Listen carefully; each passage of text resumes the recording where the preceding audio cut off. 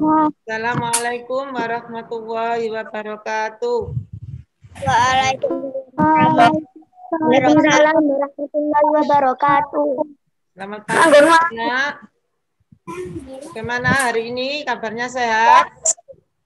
Alhamdulillah. Sehat semua ya? Semangat. Baiklah. Sebelum kita mulai pembelajaran, marilah kita awali dengan membaca doa. Doa kita membaca suratul Fatihah. Mudah-mudahan pembelajaran kita pada pagi hari ini dapat berjalan lancar dan materi yang disampaikan nanti bisa diterima oleh anak-anak dengan baik dan bermanfaat.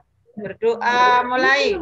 A'udzu billahi minasyaitonir rajim. Bismillahirrahmanirrahim. Alhamdulillahi rabbil alamin. Ar-Rahmanir-Rahim. Maliki yaumiddin. Iyyaka na'budu wa iyyaka nasta'in. Ihdinas siratal mustaqim. Siratal ladzina an'amta 'alaihim ghairil maghdubi 'alaihim waladdallin. Rabbil firli wali walidayya walil mu'minina amin. Ya Rabbal alamin. Baiklah anak-anak, pada pembelajaran hari ini kita belajar di tema 5, subtema 2, yaitu pada pembelajaran ke-1. Pada pembelajaran ke-1 ini, kita akan belajar tentang teks non-fiksi yang materinya tentang rantai makanan.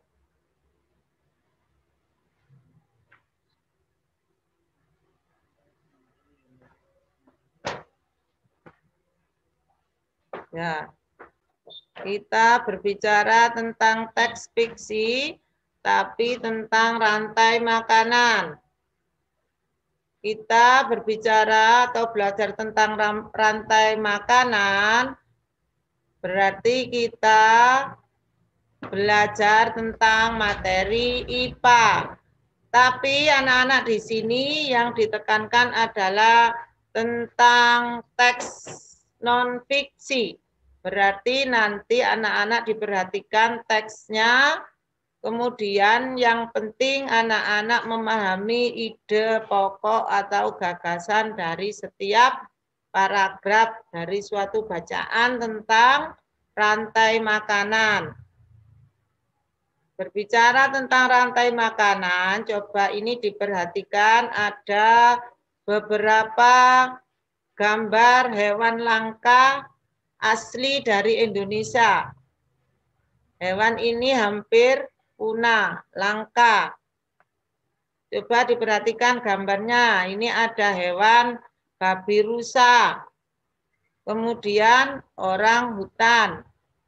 Burung cendrawasih.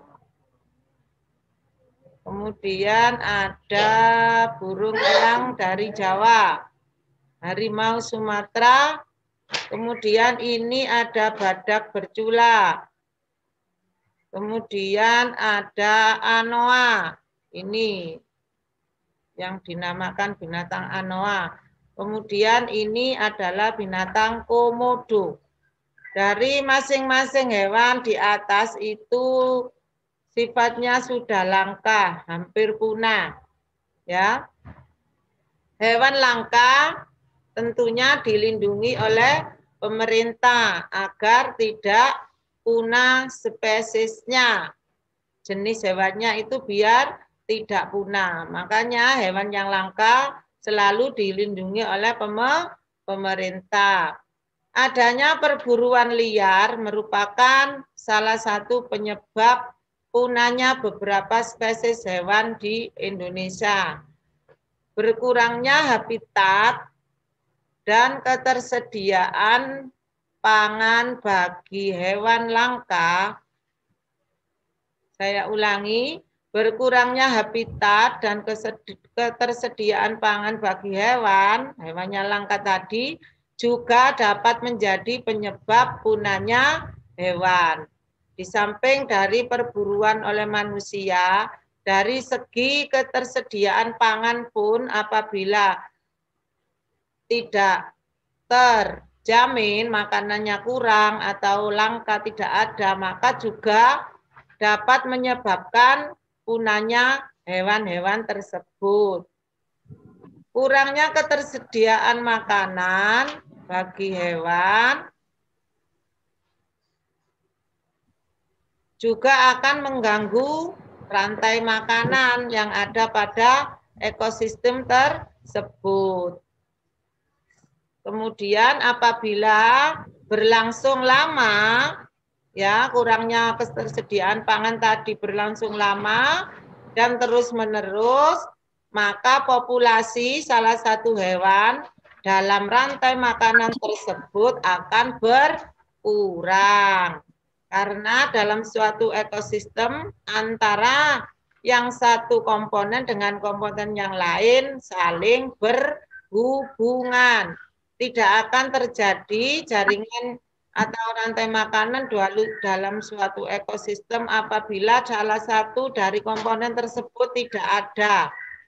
Ya, pasti selalu berhubungan. Makanya apabila itu terjadi terus-menerus, maka populasi dari salah satu hewan dalam rantai makanan tersebut berkurang, tentunya rantai makanan dalam suatu ekosistem juga tidak bisa terjadi dengan baik. Kemudian coba mari kita simak teksnya berikut ini.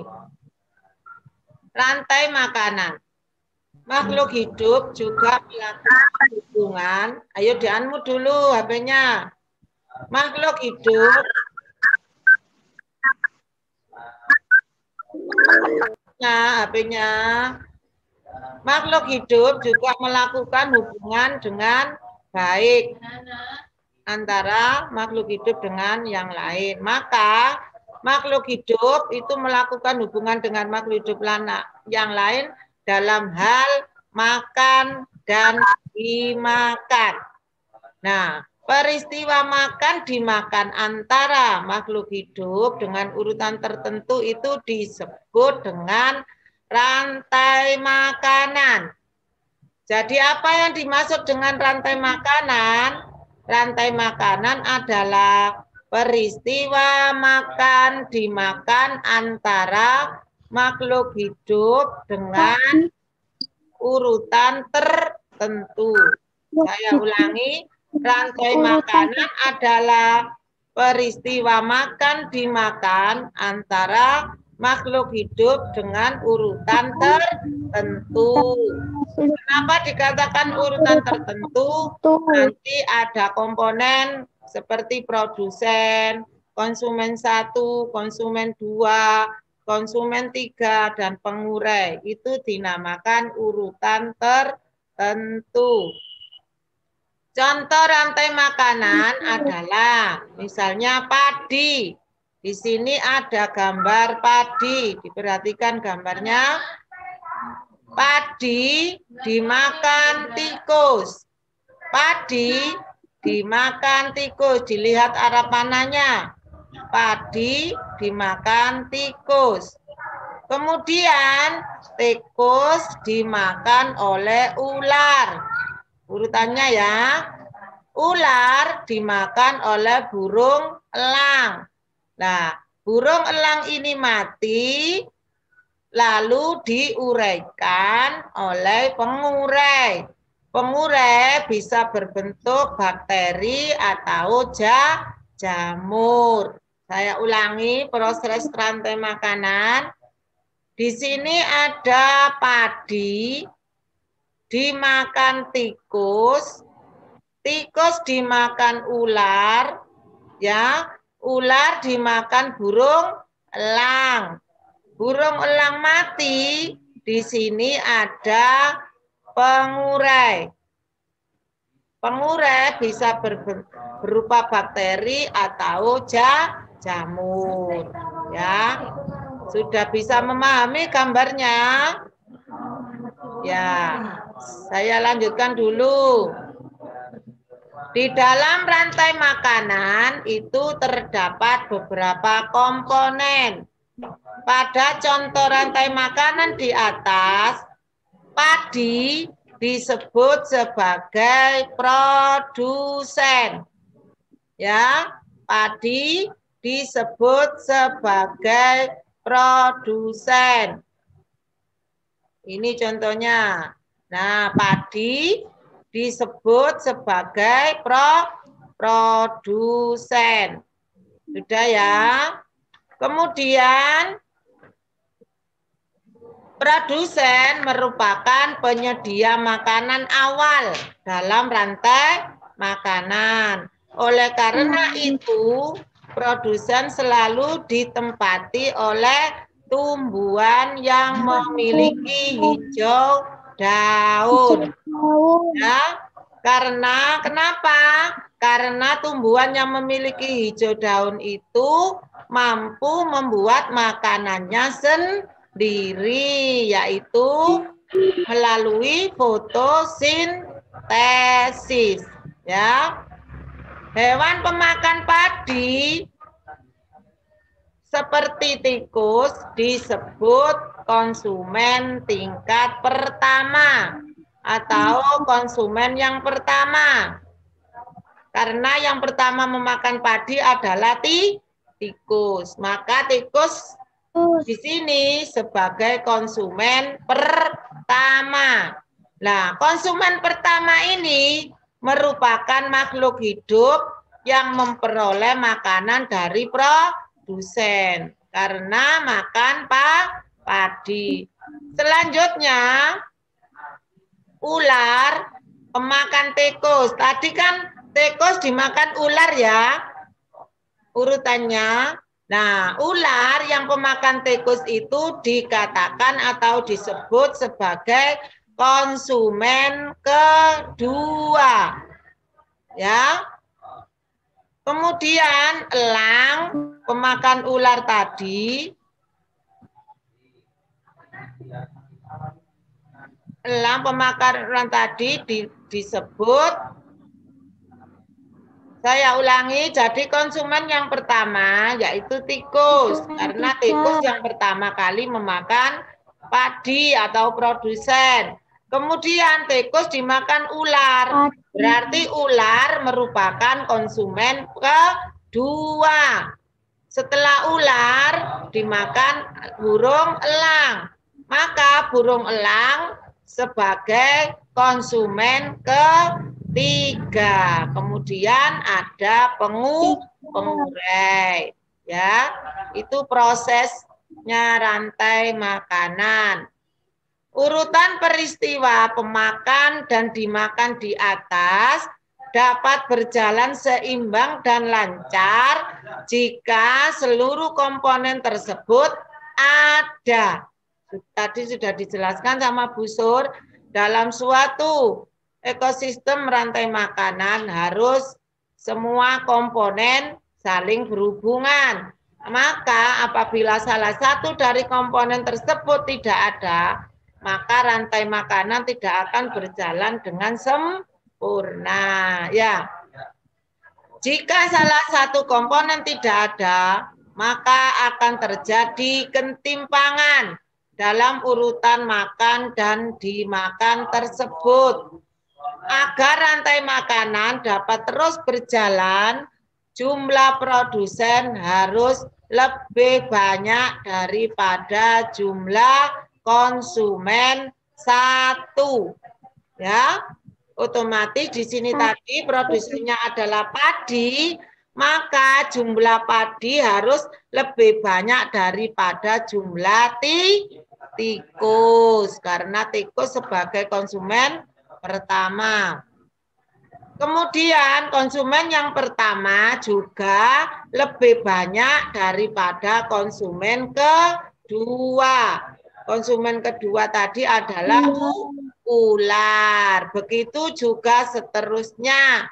Ular konsumen kedua harus lebih banyak daripada konsumen ketiga, yaitu burung elang. Itu prosesnya. Ada satu lagi komponen yang berperan besar dalam rantai makanan, yaitu pengurai. Pengurai itu siapa sebagai pengurai? Pengurai adalah makhluk hidup yang menguraikan kembali zat-zat yang semula terdapat dalam tubuh hewan dan tumbuhan yang telah mati. Ya, pengurai adalah makhluk hidup yang menguraikan kembali zat-zat yang semula terdapat dalam tubuh hewan dan tumbuhan yang telah mati. Hasil kerja pengurai dapat membantu proses penyuburan tanah. Contohnya pengurai itu adalah bakteri dan jamur. Kenapa ada hubungannya dengan proses penyuburan tanah? Karena proses penyuburan tanah, kalau tanahnya subur, otomatis tumbuhan yang menjadi produsen juga akan tumbuh dengan subur. Itu hubungannya dengan pengurai. Nah, yang perlu dipahami anak-anak adalah ide pokok dari setiap paragraf. Ya, di sini ada beberapa paragraf. Yang pertama yaitu makhluk hidup juga melakukan hubungan dengan makhluk hidup lain. Itu paragraf yang ke-1. Kemudian di dalam rantai makanan terdapat beberapa komponen. Itu paragraf yang ke-2. Urutan peristiwa pemakan dan dimakan di atas dapat berjalan seimbang. Itu paragraf yang ke-3. Kemudian ada lagi satu komponen yang berperan besar dalam rantai makanan. Itu termasuk dalam paragraf ke-4. Jadi dari bacaan atau teks tersebut ada 4 paragraf. Ya. Nah, nanti dari masing-masing paragraf coba kamu tentukan pokok pikiran dari atau yang terdapat dalam setiap paragraf. Ya. Itulah tadi materi tentang teks bacaan non-fiksi, yaitu tentang rantai makanan.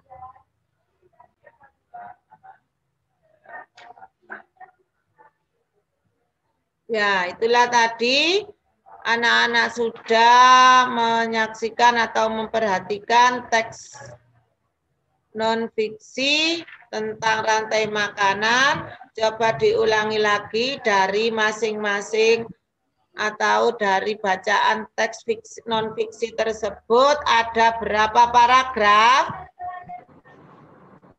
Ada berapa paragraf? 4. Ada 4 paragraf. Jadi nanti anak-anak hari ini tidak ada pertanyaan. Anak-anak nanti menyimak lagi teks pada materi. Coba nanti dari masing-masing paragraf dicari pokok pikirannya ya. Dari materi yang telah disampaikan, ada yang perlu ditanyakan? Enggak ada, Bu. Ada, Bu, enggak ada. Sudah ya. Kalau tidak ada, sudah Bu sudah akhiri. Nanti materinya di link, dilihat, dibuka, dipelajari lagi. Kalau tidak jelas nanti tadi di layarnya nanti bisa dibaca lagi. Sudah? Bu Sur akhiri sampai di sini. Semangat ya. Selamat belajar. Assalamualaikum warahmatullahi wabarakatuh. Waalaikumsalam warahmatullahi wabarakatuh. Ya sudah, anak-anak boleh keluar dari Zoom. Nanti materinya dikirim di link grup WA ya. Sudah, boleh keluar.